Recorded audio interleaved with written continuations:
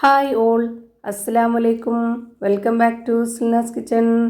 ഇന്നത്തെ റെസിപ്പി ഒരു അടിപൊളി ബ്രേക്ക്ഫാസ്റ്റിൻ്റെ റെസിപ്പിയാണ്. നല്ല ടേസ്റ്റാണ്, ഒരു വെറൈറ്റി പലഹാരമാണ്.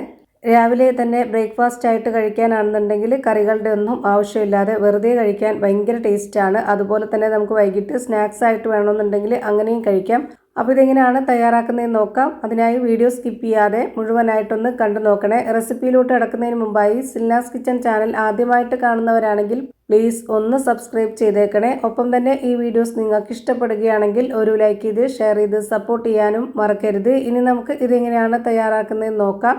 ഇതിനായി ആദ്യം തന്നെ ഒരു മിക്സ്ഡ് ജാർ എടുത്തിട്ട് അതിലേക്ക് ഒരു 4 കോഴിമുട്ട പൊട്ടിച്ചൊഴിച്ച് കൊടുക്കുന്നുണ്ട്. പിന്നീട് ഇട്ട് കൊടുക്കുന്നത് ഗോതമ്പ് പൊടിയാണ്. ഇവിടെ 3 ടേബിൾ സ്പൂൺ അളവിലുള്ള ഗോതമ്പ് പൊടിയാണ് ഇട്ട് കൊടുക്കുന്നത്.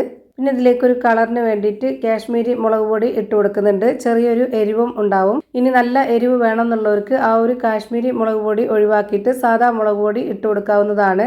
ഇനി ഇതിലേക്ക് വേറെ വെള്ളമോ പാലോ ഒന്നും തന്നെ ഒഴിച്ചു കൊടുക്കാതെ ഇത് നന്നായിട്ടൊന്ന് അരച്ചെടുക്കാം. അരച്ചെടുത്ത മിക്സ് ഒരു ബൗളിലേക്ക് ഒഴിച്ചു കൊടുക്കുന്നുണ്ട്. ഇനി അടുത്തതായിട്ട് ഇതിലേക്ക് വേണ്ടത് വറുത്ത റവയാണ്. ഞാനിവിടെ 1 ടേബിൾ സ്പൂൺ അളവിൽ വറുത്ത റവ ഇട്ട് കൊടുക്കുന്നുണ്ട്. ഇതേ സ്പൂൺ അളവിൽ തന്നെ 1 സ്പൂൺ ചിരകിയ തേങ്ങ കൂടെ ഇട്ട് കൊടുക്കാം. ഇനി ഇതിലേക്ക് ആവശ്യത്തിനുള്ള ഉപ്പും കൂടി ഇട്ട് കൊടുത്തതിന് ശേഷം ഒരു വിസ്ക് വെച്ചിട്ട് നന്നായിട്ട് ഇളക്കി യോജിപ്പിച്ച് കൊടുക്കുന്നുണ്ട്. ഇതുപോലെ നന്നായിട്ട് ഇളക്കി യോജിപ്പിച്ച് കൊടുത്തതിന് ശേഷം ഇനി ഞാനൊരു കയ്യിൽ കൊണ്ട് കോരി കാണിച്ചു തരാം ഇതിൻ്റെ കറക്റ്റ് പരുവം. ഞാനിപ്പോൾ ഇതുപോലെ ഒരു വിസ്ക് വെച്ചിട്ട് നന്നായിട്ട് അടിച്ചെടുത്തിട്ടുണ്ട്. ഇനി ഒരു കയ്യിൽ വെച്ചിട്ട് ഇതൊന്ന് കോരി കാണിച്ചു തരാം. ഇപ്പോൾ നിങ്ങൾക്ക് കാണുമ്പോൾ മനസ്സിലാവും ഇതിൻ്റെ കറക്റ്റ് ഒരു പരുവം.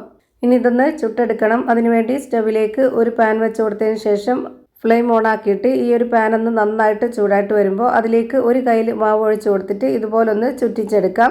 ഇനി അതിന് മുകളിലേക്കായിട്ട് കുറച്ച് ഓയിൽ ഒഴിച്ചു കൊടുക്കുന്നുണ്ട്. ഓയിൽ നിർബന്ധമില്ല, താല്പര്യമുള്ളവർക്ക് ഒഴിച്ചു കൊടുക്കാം. ഓയിലും കൂടെ ഉണ്ടെങ്കിൽ കുറച്ചുകൂടെ നല്ല ടേസ്റ്റാണ്. ഈ ഒരു ഓയിലിൽ കിടന്ന് നന്നായിട്ട് വെന്ത് മൊരിഞ്ഞ് വരുമ്പോൾ ഭയങ്കര ടേസ്റ്റാണ്. ഇപ്പോൾ ഞാനൊരു ബ്രഷ് വെച്ചിട്ട് എല്ലാ ഭാഗത്തേക്കും സ്പ്രെഡ് ചെയ്ത് കൊടുക്കുന്നുണ്ട്. ഇതിൻ്റെ ഒരു ഭാഗം വെന്ത് കിട്ടിയപ്പോൾ ഞാനിവിടെ തിരിച്ചിട്ട് കൊടുത്തിട്ടുണ്ട്. തിരിച്ചിട്ട് കൊടുത്തതിന് ശേഷം അതിന് മുകളിലേക്ക് കൂടി കുറച്ച് ഓയിലൊന്ന് സ്പ്രെഡാക്കി കൊടുക്കുന്നുണ്ട്. ഇപ്പോൾ ഇതിൻ്റെ 2 സൈഡും വെന്ത് കിട്ടിയിട്ടുണ്ട്. ഇതൊന്നുകൂടി തിരിച്ചിട്ട് കൊടുത്തതിന് ശേഷം ഇതുപോലൊന്ന് മടക്കി എടുക്കുന്നുണ്ട്. ഇപ്പോൾ ഇത് അടിപൊളി ടേസ്റ്റി ആയിട്ടുള്ള നല്ല മുരുമുരാന്നുള്ളൊരു ബ്രേക്ക്ഫാസ്റ്റ് റെഡിയായി കിട്ടി. ഇത് നമുക്ക് എടുത്തു മാറ്റാവുന്നതാണ്. ഇതുപോലെ എല്ലാം ചുട്ട് ഒരു പാത്രത്തിലേക്ക് വെച്ചിട്ടുണ്ട്. നല്ല ടേസ്റ്റി ആയിട്ടുള്ള കറികളൊന്നും വേണ്ടാത്ത ഒരു അടിപൊളി ടേസ്റ്റി ആയിട്ടുള്ള പലഹാരമാണ്.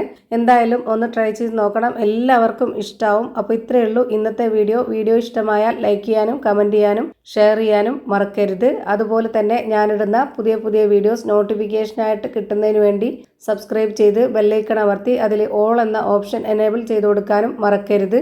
പുതിയൊരു വീഡിയോയുമായി വീണ്ടും വരും. Thank you for watching.